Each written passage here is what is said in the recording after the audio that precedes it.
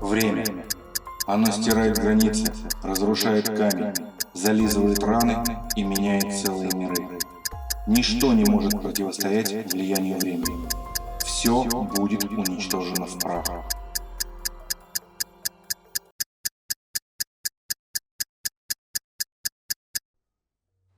Но каким образом можно оставить координаты места и оставить их неизменными сквозь столетия? Сейчас мы попробуем разобраться, что за загадку оставил нам некий Птолемей. Для начала давайте снова вспомним загадочные обстоятельства захоронения Александра Македонского. Согласно официальной истории. Итак, в середине июня 323 года до нашей эры Македонский внезапно умирает в Вавилоне. Затем его тело хоронят там же, в деревянном гробу, якобы на время до постройки нормального саркофага для сохранения целости. То есть на год-два тело Александра исчезает из поля зрения всех людей. Одновременно с этим его брат, полководец и друг, некто Птолемей I по прозвищу Сатер, куда-то пропадает. По официальной версии, он якобы отправился в Египет, однако шел туда довольно долго, около 5 месяцев, а по прибытии первым делом приказал убить Клеомена, назначенного управляющим Александрией еще самим Македонским. Учитывая то, что Клеомен вполне хорошо себя зарекомендовал при строительстве и последующем управлении городом, факт его убийства довольно странен. Тем временем диадохи, то есть полководцы Александра, начинают делить оставшуюся без царя империю и постепенно начинают воевать друг с другом. Эти войны так и называются – войны диадохов, и продолжались они около 40 лет, пока не умер последний из полководцев Александра. Но об этом позже. Итак, спустя год-два после смерти Александра Птолемей I Сатер вдруг возвращается и внезапно, как раз в похоронной процессии.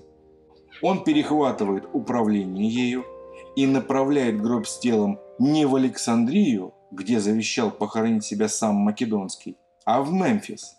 И что, никто не возразил? Все признали право Птолемея так поступать? Тоже довольно странный факт. Однако он легко объясняется, если на захоронение везли тело не Александра, а кого-то другого. Также объясняется и убийство Клеомена. Он лично знал Александра и мог уличить обман. Так же, как и некоторые жители Александрии. Но почему Птолемею все сошло с рук? Почему никто из диадохов не возразил? Скорее всего, объяснение в его прозвище – Сатер. По официальной версии это прозвище означает «спаситель». Но это прозвище было дано ему задолго до того, как он начал реально проявлять себя в боях. От чего же спасал он Александра? Рискну предположить, что еще до походов Александр и его полководцы обговорили все возможные варианты действий на случай гибели любого из них. Как-никак шли воевать, и смерть была их неотлучным спутником. А это значит, что на плечи Птолемея, скорее всего, выпало выполнять последнюю волю Александра, а может и всех остальных. Более подробно в этом вопросе мы еще разберемся в других сериях, если, конечно, захотите. А пока что примем это мое голословное утверждение за точку опоры. Представим себе, что Александр на самом деле хотел оставить место своего захоронения в тайне, и посвященных в это было немного. После его смерти Птолемей вместе с телом отправляется исполнять последнюю волю, а затем разыгрывается спектакль с поддельным телом и похоронной процессией в Александрии. Чтобы обман не был раскрыт, Птолемей убивает Клеомена. Но затем, видимо, поняв, что помимо него в Александрии находится еще немало людей, знающих Александра в лицо, решает срочно переправить тело двойника в Мемфис, а сам основывает династию Птолемеев, хранителей тайн. Но через несколько поколений, по каким-то причинам, и это место становится небезопасным, и его намеренно теряют. С тех пор появляется загадка гробницы Македонского. Его гробницу ищут уже несколько столетий, без особого успеха. Так куда же Птолемей мог отправиться? В прошлых сериях мы установили, что это место, скорее всего, находится где-то под Таганрогом, на берегу Азовского моря. А на карте 1705 года написано, что в этих местах проходила армия царя и нашла метки Птолемея. И уже по ним обнаружила алтари Александра. И хотя на карте довольно точно отмечено место алтарей, давайте попробуем убедиться, что Птолемей действительно оставил какие-то метки. Остановите на минутку ролик и поставьте себя на место Птолемея. Вы находитесь в степи. Вам надо захоронить тело и при этом оставить о нем память, которая не сотрется через столетия. Задачка не из легких. Можно, конечно, выстроить пирамиды, но это будет слишком заметно и привлекать толпы поклонников. Нужно сделать это место очевидным только для посвященных. Можно нарисовать карты, но они недолговечны и легко уничтожимы. Памятник? Да, конечно, некие алтари были построены. Но как избежать замалчивания и переписывания истории? Тогда, да и сейчас, широко распространена была практика сбивания надписей с монолитов. Подделка истории. Так что же делать?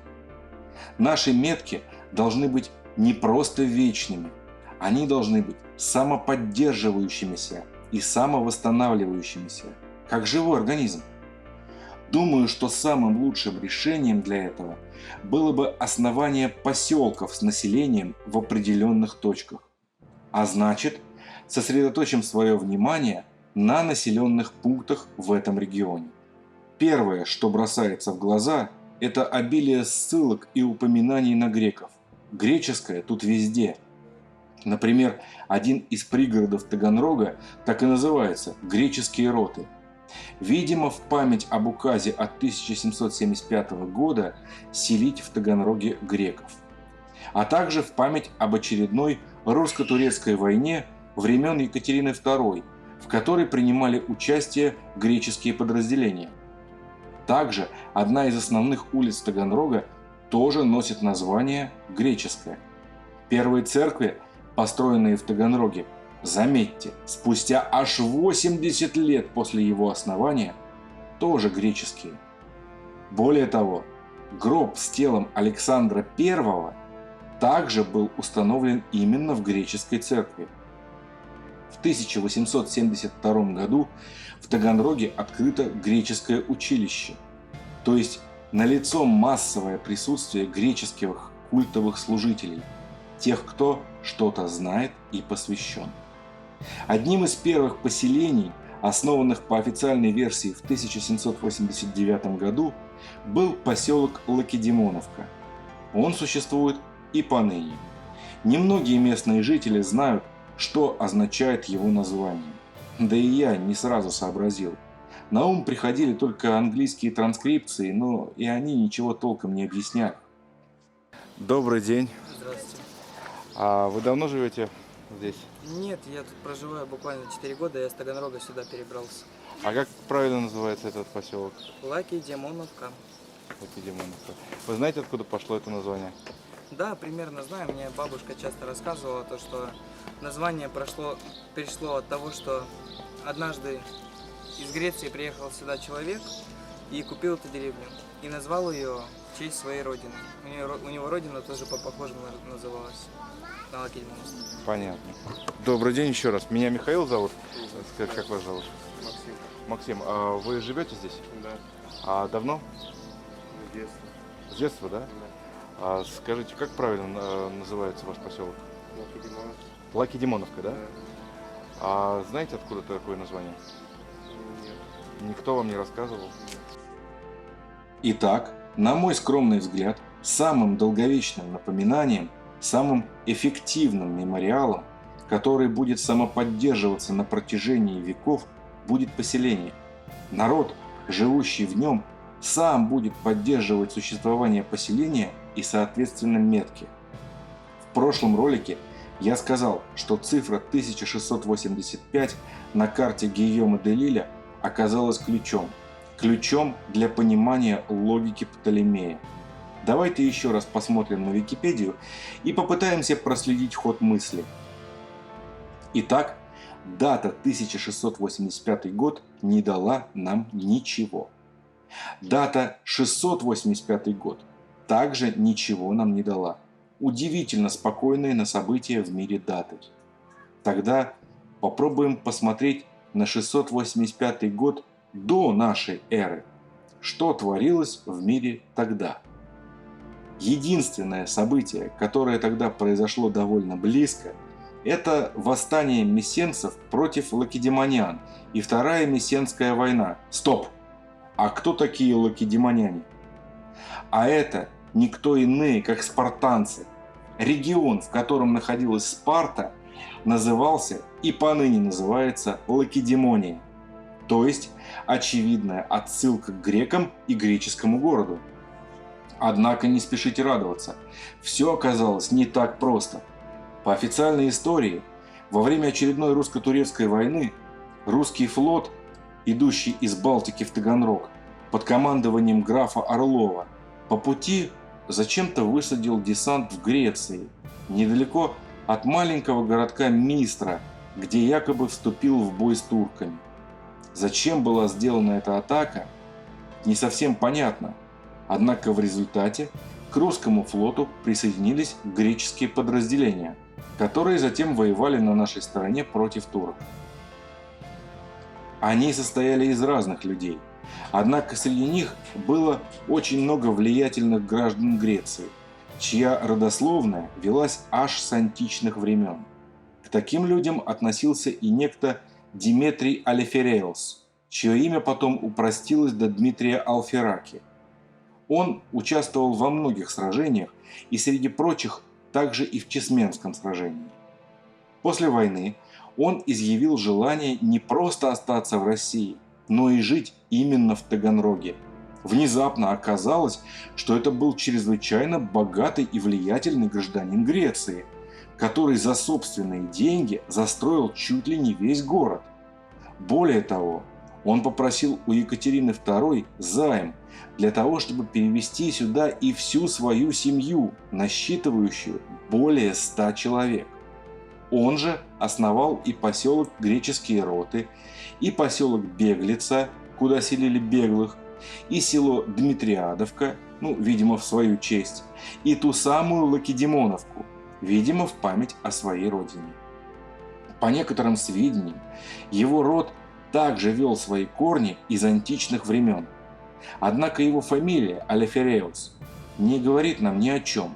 В переводе с греческого она просто означает «свободный гражданин» и только. То есть это псевдоним. А реальную античную фамилию этого персонажа мы не знаем. Посмотрите на его дворец в Таганроге. Это шедевр архитектуры, о котором мы еще не раз поговорим. Простой моряк, пусть даже младший офицер, себе явно такого позволить не мог. Кстати, если вас заинтересовал этот дворец, рекомендую посмотреть про него отдельный ролик на канале Острогор. Однако мы идем дальше. Итак, официальная история вроде бы четко дает ответ, кто и когда основал Лакедемоновку. Но что-то не дает мне покоя. Может быть, огромное количество поселков и зданий, построенных одним, пусть и богатым, человеком на собственные деньги. Может, повальное бегство греков на ограниченную территорию и стремление взять ее под свой религиозный контроль? А может быть, подробнейшая карта Наполеона, написанная через 20 лет после якобы основания этих сел, но на которой почему-то нет ни Дмитриадовки, ни Беглицы, ни греческих род, но зато есть Лакедемоновка. А может, меня смущает карта Гийома де Лиля и Птолемей? А еще прям-таки нашествие греков из маленького городка Мистра, который, как выясняется, был древнейшим мистическим центром Греции, а потом и Римской империи. Отсюда начал свое правление византийский император Иоанн VI. Позже этот городок стал столицей Ахейского княжества, квазигосударства, основанного крестоносцами. К этому месту была неравнодушна императорская династия палеологов, которая, кстати, получила свое продолжение внезапно в России. И загадочный рискованный десант российского флота вглубь материка, чтобы захватить с собой пару-тройку сотен греческих солдат, все это довольно странно.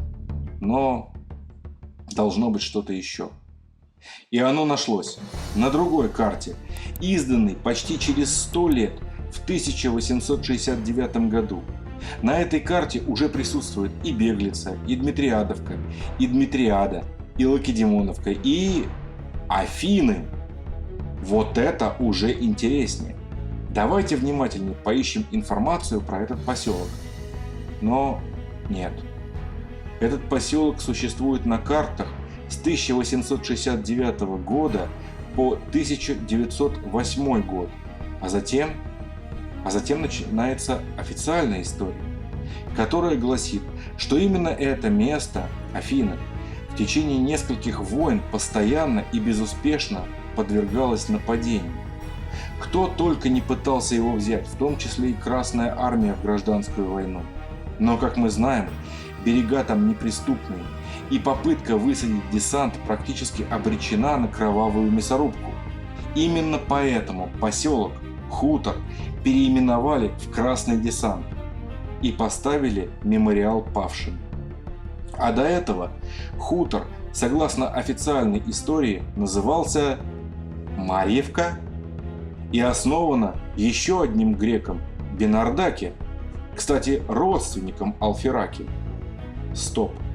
Но на старых картах оно четко называется Афины. Про Афины ни одного упоминания. Словно кто-то пытается стереть это название из памяти. Словно это призрак. Голова пухнет от нестыковок. Кому верить-то? Тем не менее, в каждом из этих поселений до сих пор существует храм, один из которых, в Лакедемоновке, был построен якобы самим Алфераки и посвящен Николаю Чудотворцу, а другой в Афинах, то есть в Красном десанте, в честь Марии Магдалины. Сами эти церкви дико контрастируют с дворцом самого Алфераки по качеству исполнения. Такое ощущение, что строили разные рабочие. Церковь Марии Магдалины вообще построена тяп-ляп. Забор вокруг нее выполнен из небрежно поставленных на ребро кирпичей, а рядом со входом стоит памятный камень казакам, основавшим станицу имени Стародубцева. Так что здесь все-таки было?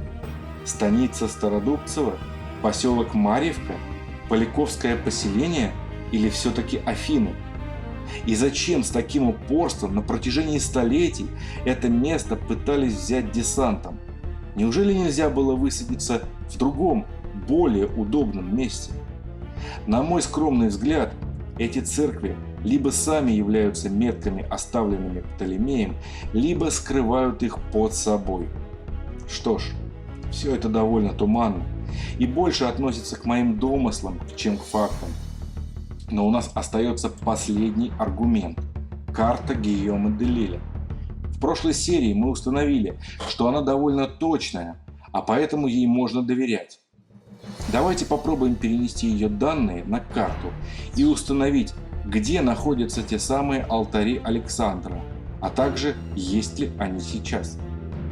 Внимание! Лайфхак для исследователей. На самом деле все не так сложно, как кажется. Совершенно не обязательно делать карту полупрозрачной и пытаться натянуть ее на другую. Достаточно лишь создать новый слой и отметить на нем уже известные нам точки. Это крепости Азов и Таганрог. А также третью точку – искомые алтари. После чего убираем ставшую ненужной древнюю карту, чтобы не портить зрение, и устанавливаем первые две точки в известных нам координатах. Третья точка станет автоматически. После этого нам нужно понять, какой допуск мы будем считать приемлемым, и посмотреть, что на современной карте есть в этой точке. Думаю, что погрешность 2-3 километра будем считать приемлемым. И что же мы видим? В радиусе 2-3 километра от указанной на карте точки находится курган. Курган диаметром 100 метров прямо посреди пшеничного поля. Вы думаете, это совпадение?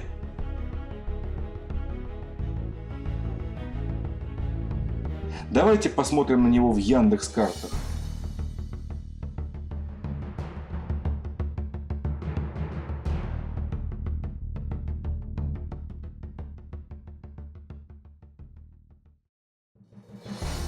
Батюшки, да он же там отмечен и называется Царский курган. Почему он именно царский, никто не знает.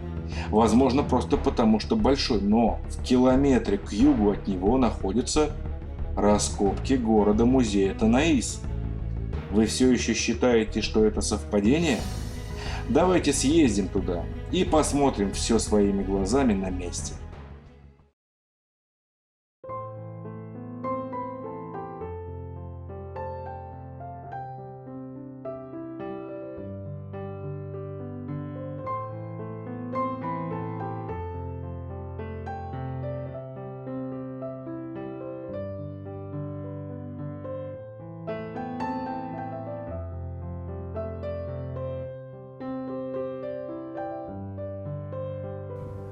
Это мы примерно на середине холма. Здесь какие-то раскопки были.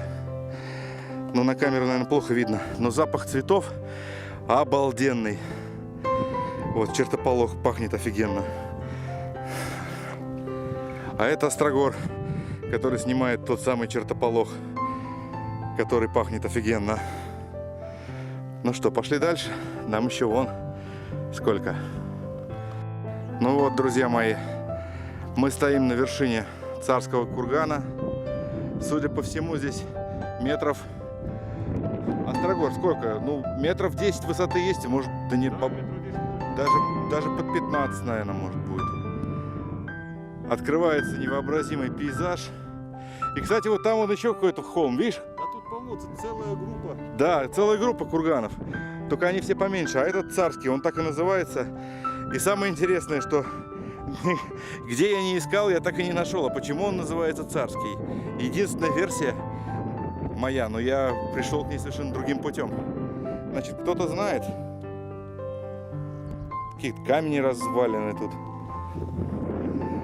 Какой-то мужик с камерой преследует меня уже последние 2 часа.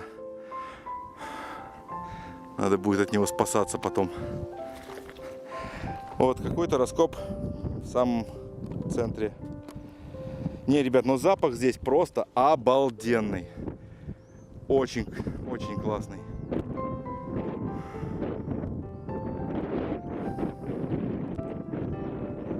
И дышится легко. И даже не парит, кстати, как обычно. Внизу парит, а здесь прям воздух свежий.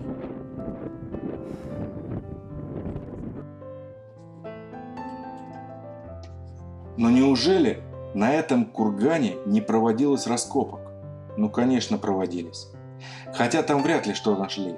Мой коллега с канала Острогор, на мой взгляд, убедительно показал, каким образом на поверхности появляются земляные звездные крепости. Однако тот же самый аргумент можно привести к любой постройке. А это значит, что копают не там и не туда. Это значит, что под курганом действительно скрыты некие мегалитические строения, либо огромный храм. Однако он засыпан глиной. И реальная постройка покоится на глубине 15-25 метров. Возможно, вместе с саркофагом Александра Македонского. Карта оказалась права. Вот как-то так сумбурно получилось изложить свою мысль. Все ли я рассказал? Ну, конечно же, нет. Во-первых, само название Танаис, откуда оно взялось? Несмотря на все легенды, меня не покидает мысль о Таис Афинской, любовнице Александра Македонского и одновременно любовнице Птолемея. Слишком уж созвучно и тоже может служить некой меткой. Во-вторых, вместо ответов появилось огромное множество новых вопросов. Например, Почему все-таки Таганрог, а не Александрия или Македония? Кто же такой на самом деле Алфераки и его клан? Что скрыто под церквями в Лакедемоновке и Афинах в Красном десанте? И почему имени Александра Македонского уделяется столько внимания до сих пор? Вспомним памятную медаль в честь победы над наполеоновскими войсками. Не нам, а имени твоему. И последующую ритуальную смерть Александра I в Таганроге. В свете этих событий загадочная фраза обретает новый смысл. На некоторые из этих вопросов я еще отвечу в следующих сериях. На некоторые вопросы лучше не отвечать.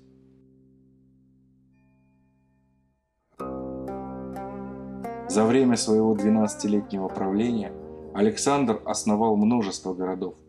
Плутарх говорит, что их было около 70, и всех их он называл Александриями.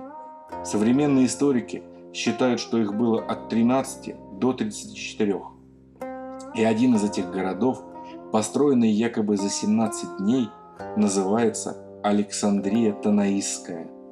Тот самый музей-заповедник Танаис, который находится всего в 1 километре от нашего царского кургана.